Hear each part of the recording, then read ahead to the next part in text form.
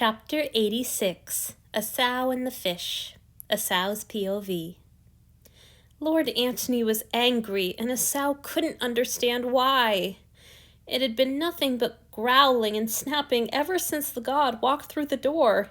Their greeting clearly wasn't pleasing, and every attempt Esau made to smooth things over by displaying his submission and appreciation only seemed to make things worse. Every time that edge crept into Lord Antony's voice, he just wanted to throw himself down and start pleading. But how could he apologize when he didn't even know what he was doing wrong?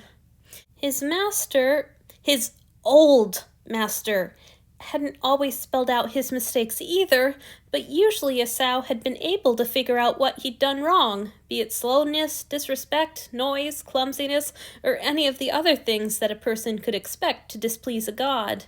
There had been plenty of all that in his and Hanyu's greeting, but it was better than the other boy had behaved all week, and Lord Antony hadn't seemed to mind before. Their lord had been so forgiving this week. Hanyu had mentioned that he was allowed to call Lord Antony by name and that the god had indulged his idiosyncrasies. But if he truly didn't mind, why did he sound so angry all the time? More than likely, Lord Antony really was bothered by Hanyu's disrespect, but he was too gentle to issue the punishments his offering deserved. Lord Antony's gentleness, at least, was all Esau could have dreamed of. And he had to admit to himself that he'd done a ridiculous amount of daydreaming about what it would be like to belong to the god he'd been trained for, the god who had intervened and diverted Lord Marcus's wrath towards himself and away from Esau and Hanyu on multiple occasions. Now that he had Esau, Lord Antony was no different, granting him use of the bed and treating him more as a guest than a slave. He had yet to take Esau's blood or make use of his body, and he had overlooked all of Esau's blunders and Hanyu's impertinence. It was such a relief that Hanyu was finally behaving, coming as close to behaving as he was capable of. Every time he said, "My lord," the terrified knot in Esau's belly that had been drawing tighter with each day in Lord Antony's rooms loosened just a little. Now, though, all those feelings of tension and nausea were worse than ever as Esau cowered under his master's rage. "Yes, all right, enough!" the god snapped, even though all they'd been doing was expressing their obedience to his wish that they go study with Lord Thaddeus. Esau's whole body throbbed. Even the injuries that had been healed before he came to live with Lord Antony pierced his mind with their phantom pains as soon as he heard that anger in his master's voice. He wanted to curl into a ball, crawl under furniture, burst into tears. "He's so angry. I don't want to be punished. Fuck, it's going to hurt, and I'm already so fucking weak." Lord Thaddeus's presence made everything so much worse. Esau had always hated public punishments, the knowledge that everyone was seeing his failures pointed out. But he still didn't understand what the failure even was. His turmoil and confusion only deepened when his master spoke again, his voice now soft and soothing. "Stay at Thad's as long as you like. If your dinners arrive, I'll save them for you. Just have fun, all right? Try to relax a little?" No punishment, then. At least, not yet. Instead of the relief Esau would have expected to feel, he thought he might vomit right on the god's floor. Punishment would have been unpleasant, but it would have dissipated his master's anger.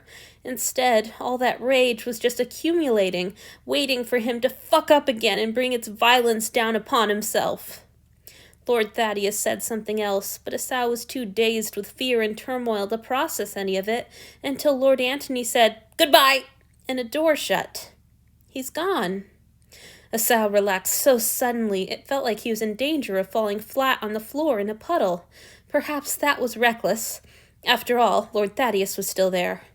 "Here, can I help you up?" Lord Thaddeus asked, as if summoned by his thoughts. Even though the god's voice came from alarmingly close, Esau didn't panic. There was a mildness in his tone that seemed to send one message with perfect clarity: "I am not angry." Perhaps it was foolish to trust too much to that benignity, but Lord Thaddeus was not Esau's master and wouldn't be issuing any punishments. It was all right if Esau felt a little safer around him, wasn't it? "Thank you," Hanyu chirped, and Esau sensed movement beside him as his friend was, presumably, hoisted upright. When the god spoke again, he sounded nervous, even stammering a little as he said, How about you, Esau? May I give you a hand? Esau pushed up onto his knees and found the god holding out both of his hands, his face wrinkled into the nervous, integrating smile he'd worn when he brought Esau the paper lilies. Right, the lilies. The gift he hadn't even had the chance to thank Lord Thaddeus for before he fled. Of course, he hadn't thanked the god for intervening in his punishment either. Was he supposed to say thank you for that? Perhaps not. Perhaps it would be impertinent. Somehow, in the midst of his deliberations, Esau must have taken Lord Thaddeus' proffered hands. The shock of the god's icy touch shook him from his thoughts as their fingers met.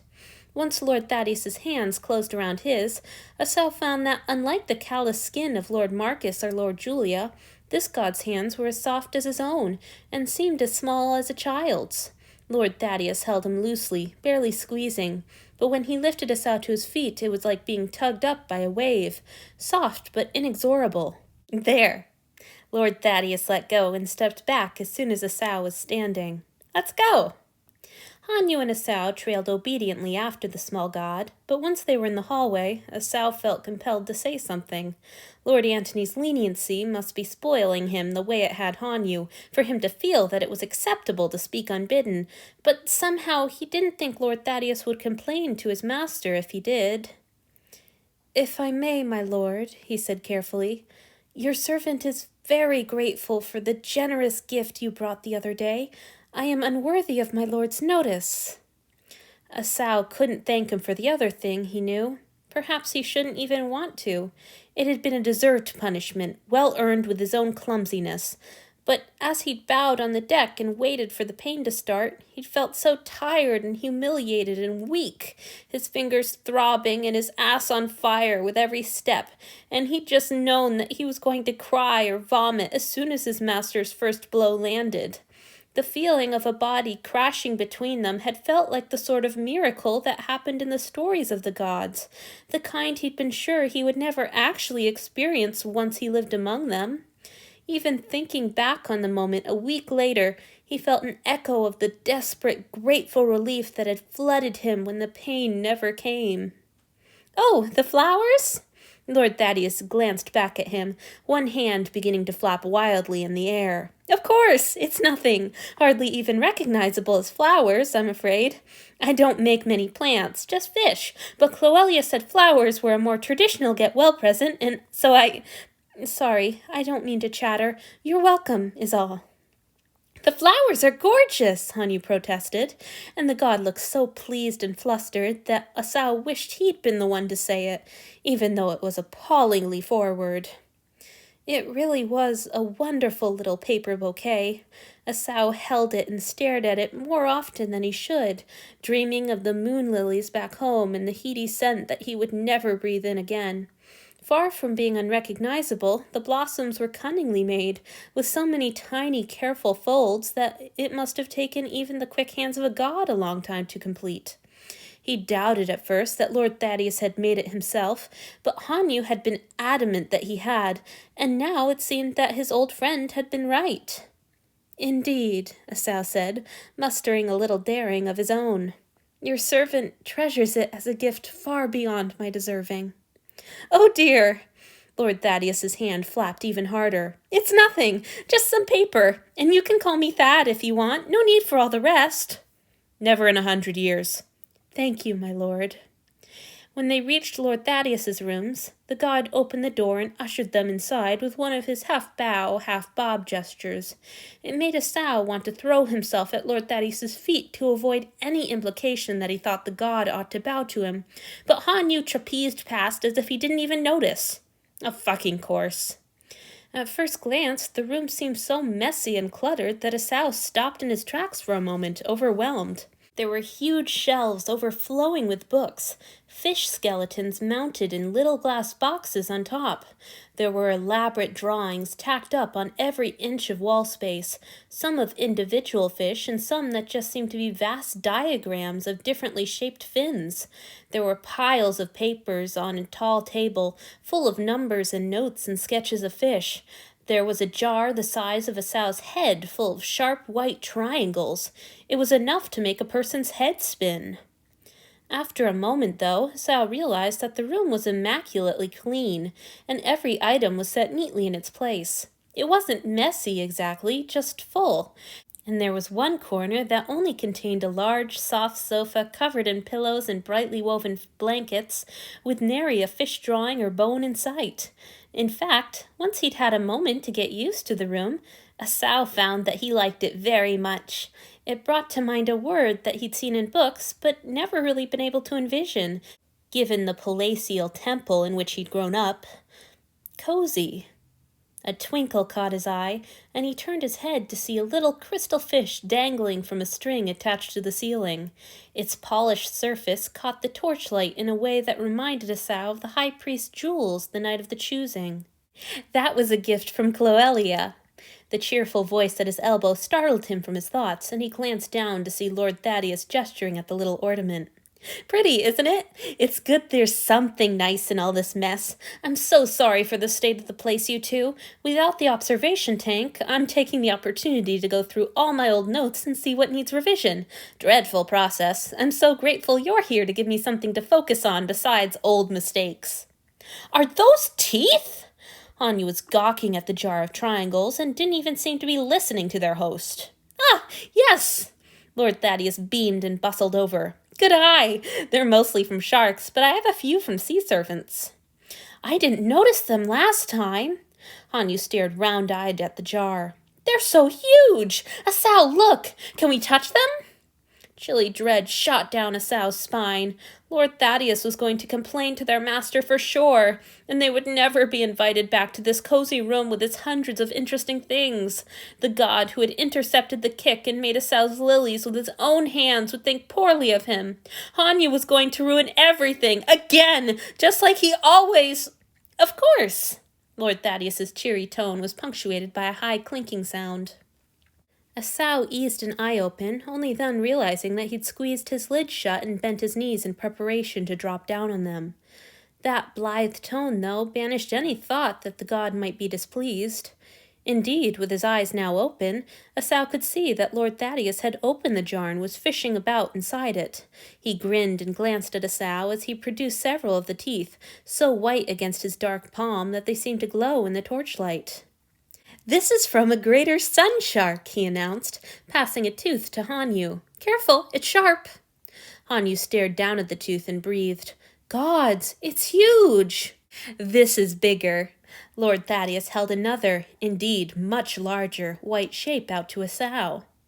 Still shaky from his panic and feeling a little bewitched by the god's cheerful mildness, Asao stumbled the few steps forward to accept the tooth. It was as long as his middle finger and thinner than most of the teeth in the jar, more like a spike than a triangle, with a wicked-looking jagged edge.